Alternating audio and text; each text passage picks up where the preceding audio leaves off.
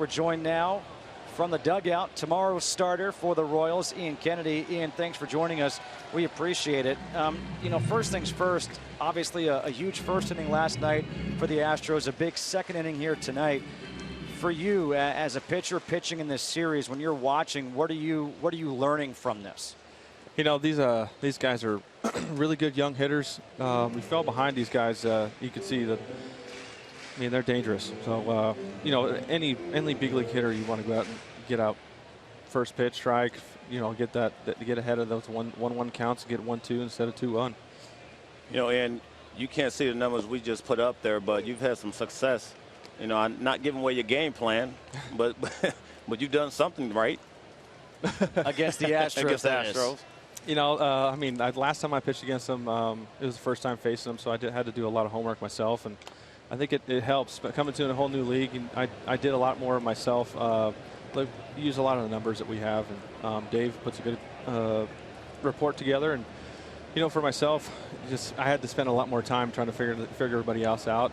And you can go out with a plan, and then every single time it could change. You can have an outing where a curveball heavy to outing, and then all of a sudden you go out in the mound, you don't have your curveball. You got to go rely on your fastball and changeup, or your slider a little more. But as you know, you can have a start, getting ready for it, and you go out there, it completely changes. 2 balls and 2 strikes to count to Cuthbert. And Ian, you mentioned changing leagues, and I was wondering about this speaking with Doug Fister yesterday, but the game has changed so much with interleague play now. Every series there's an interleague matchup. When you change leagues, going from national to American or vice versa, the 2-2 pitch here from Fires. Ground ball back up the middle, and that'll get through for a base hit. A leadoff single here for Cuthbert. Is there that much of a difference now for a player, for a pitcher, changing leagues these days as there once was? Maybe not as much. I've faced a lot of guys. I'm trying to look out through the field right now. I haven't faced.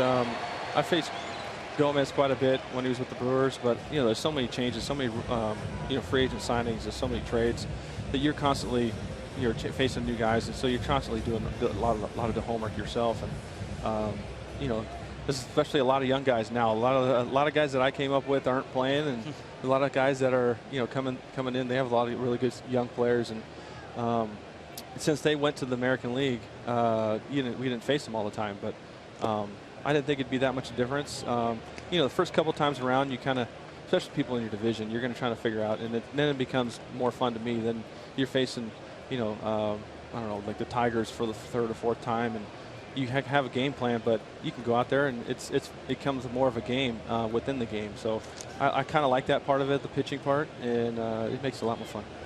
Breaking ball to Merrifield, and it's 1 ball and 1 strike. And with Merrifield up right now, there's been an infusion of young players on this team, and obviously this is your first year with the Royals, but Merrifield has come in, 27 years old, a rookie though. He's come in and produced. You've had Paulo Orlando come in and produce. Brett Eibner came in and produced. Cuthbert has come in and produced. What have these young guys been like to come in right away? What have they done in the clubhouse? What has been the attitude from those guys, and how have you responded to the veterans? They're hard workers. Everyone you named right there was all work hard in the weight room, preparing in the cage, on the field. And Dayton's did a really good job of making sure our minor league depth was there, and just in case something like this happened where Moose got hurt and Gordo got hurt, and you're going to have some holes to fill throughout every year. And Paulo's played great. He was hot in the month of May and June. So it's been fun watching Merrifield. He reminds me of a young Mike Young. So Cuthbert he's come in there. He's played great defense, filling in for Moose, and we needed that. They were kind of a little spark plug for all of us. 2 balls and 2 strikes here to Merrifield. Missing outside. Now 3 balls and 2 strikes. Nobody out. Bottom half of the 3rd. Cuthbert led off with a single, and now it's 3-2 to Merrifield. Bottom half of the 3rd, 7-0. Astros on top, and I've always kind of wondered this because the Royals. We showed highlights from last year's ALDS when the Royals came back in crazy fashion to win that game 4, 9-6 against the Astros, and ended up going on to win the World Series, obviously. But they never seem to give up. You guys never seem to give up. And when you fall down early, how do you maintain that positive outlook in the dugout to say, hey, we still have a lot of time left? And how do you chip away? Exactly. You know, I watched all those playoff games, and I watched these guys just grind it out, winning late in games in the playoffs, which doesn't really happen very often, especially when you're getting playoff caliber teams with the bullpens they have. And you know, this team is, I've learned in spring training, they're pretty resilient, and they have that right attitude going into the game. And you know, like right now, it's 7-0, but we're still going to grind at bats, chip away, hopefully. And I've seen us come back quite a bit, even early on in this season. It's pretty impressive. You know, for me, watching this team, I mean, and how heavily you guys, you know, you need Alex Gordon, right? Getting him back in that lineup today, just for the clubhouse. Because I always say it's not always about the numbers, Ian. It's about guys that show up, and you know what their mindset is. Just talk about that in this team. Yeah, Gordo is one of the hardest workers I've ever seen, ever played with. I played with him back in college on the USA team, but you know, we changed a lot. Gordo is, I mean, there's not a day he's not in the weight room or stretching or doing all this stuff. So he's a great example for all these young guys. I think that's where kind of a lot of these guys get it. You know, if you see your captain doing all that stuff, you know, you got to keep doing that, stay with him. And, you know, he's been successful, so maybe they want to do it too. A 10-pitch at bat by Whit Merrifield, and he wins that battle against Mike Fiers. A base hit through the hole on the left side. Back-to-back singles to open up this third inning for the Royals. It's first and second. I got to be honest, Ian, you might have a future. I mean, you said this guy reminds you of a young Michael Young. I mean, that's a great call. Well, I kind of stole that from somebody. We were trying to figure out who he was, and then Dylan G, he goes, he reminds me of Michael Young. And I said other players, but Michael Young was by far the best one that everybody compared him to. Yeah, that is a good one. As now Alex Gordon, he plays anywhere. He puts great at bats together. I haven't seen him put too many at bats away. I love comps. You know, you mentioned something about the fact that you played with Alex Gordon in college for Team USA, and you know, as a baseball fan growing up, and I just think it's so cool that here you were as 18, 19, 20 years old playing together, and now you guys are in your 30s playing together. You ever talk about that experience, or you ever think back to those days playing for Team USA and thinking, like, man, we made it. Like, we're here. We're in the big leagues. We've done it. Yeah, it's a lot of fun. Lou Kochever was on that team, and now we're all playing together again. We had a fun summer. That summer we went to Taiwan and went to Japan together, but Taiwan was one of the college, I think, university games, and we won the gold medal. And all we remember is, you know, a lot of the celebrating and, you know, us trying to look for McDonald's instead of eating all the stuff that was there. But yeah, no, it was so much fun. I joked with Gordo that I think he talked to me more in the first couple days I was here than he did that whole summer. Really? He's a quiet leader, but you know, he talks a lot more now. That's awesome. You know, it's funny because I was talking with Cliff off the air this morning, and I used to always ask this question. When you come to the ballpark, do you feel as if you're coming to play a game or to do a job? Oh, play a game. For sure. You know, there's some days where it becomes a job. But you got to remind yourself what you're doing. And you walk in our clubhouse, it's a fun clubhouse. There's some times where you're not playing well and you're not winning and stuff. So it becomes more of a job. You know, you're grinding through, especially when you're struggling a little bit. But you know, personally, not just as a team, but I mean, this team keeps it nice and loose, and it's like a bunch of kids playing I guess a bunch of men playing a bunch of boys games. So yeah, it's a lot of fun. I mean, you got to constantly remind yourself that you're playing baseball for a living, and you know, we get to play in front of all these people. I swear, Ian, that was my exact answer. I mean, I'm not lying to you, because you know, it is fun, right? Until you go out there and you give up, you know, or you go 0 for 5 and make an error or something. Then it's like, all right, well, 0 for 20 now it's a job, because now I wake up and hope it's raining, because I don't want to play today.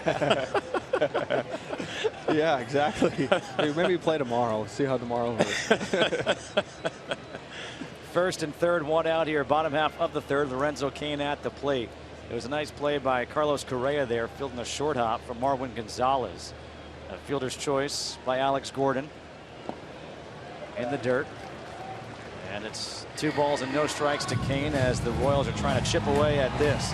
You know, you alluded to a little bit, Ian, about, you know, when you're talking about, you know, college days and looking for a McDonald's. How has the regimen changed? Now, you know, you've been around 9 years. You try to stay out there. You're trying to stay healthy. I mean, you know, nutrition, technology, everything has gotten better. Oh, yeah. Talk about your regimen nowadays. You know, it's a lot different now. I mean, it feels like I gotta stretch and warm up in order to go out for a stretch. Warm up my arm that way before I start stretching again. So it's a lot different. We have so many avenues that you can try to help on recovery. I mean, our nutrition's changed so much since I even came up. There's so many things that, like, we got a thing called a cryo chamber. We got a hyperbaric chamber. We have, you know, the hot and cold tubs, the pools, all those things to try to help your body recover for the next start, or for some of these guys for the next day. And you know, I try to take advantage of it. Some guys don't, but I take advantage of everything I possibly can. I'll try it. If it makes me feel better, I'll do it again. Yeah. You know what? Last week I was bowling, didn't stretch, and popped the hammy. Springer cannot come up with it down the right field line. It is a foul ball. And we'll see what they rule this. But one thing you don't want to do is give this Royals team extra outs. And that's a break right there for Lorenzo Cain. It is going to be an E9. Yeah. Oh, we'll say you get a glove on an outfield. If you ain't diving for it, you should catch it. You ever think about this, though, Ian? You're 31 years old. Like, in real life, that's young. Yeah, yeah. I know. I always joke with the trainers here that I'm doing all this stuff, and you got acupuncture, all these things. And I'm like, man, you got to deal with me for another 4 more years. 2 balls and 2 strikes here to Cain. Let's see if he takes advantage of that. Fouls it away again. So good at bats in this inning for the Royals against Mike Fiers, trying to break through in this bottom half of the 3rd, trailing 7-0. Cuthbert at third base, Gordon at first, 1 away. In the bottom of the 3rd, again, we are speaking with Ian Kennedy, who will pitch in the finale against these Astros tomorrow, 1:15 p.m. local time start against Doug Fister.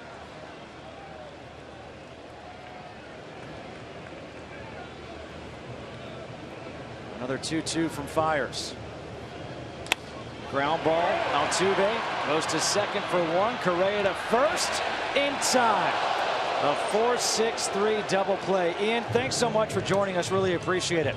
Thanks, guys. Thanks for having me on. Good luck tomorrow. Thank you. Thank you. Appreciate it.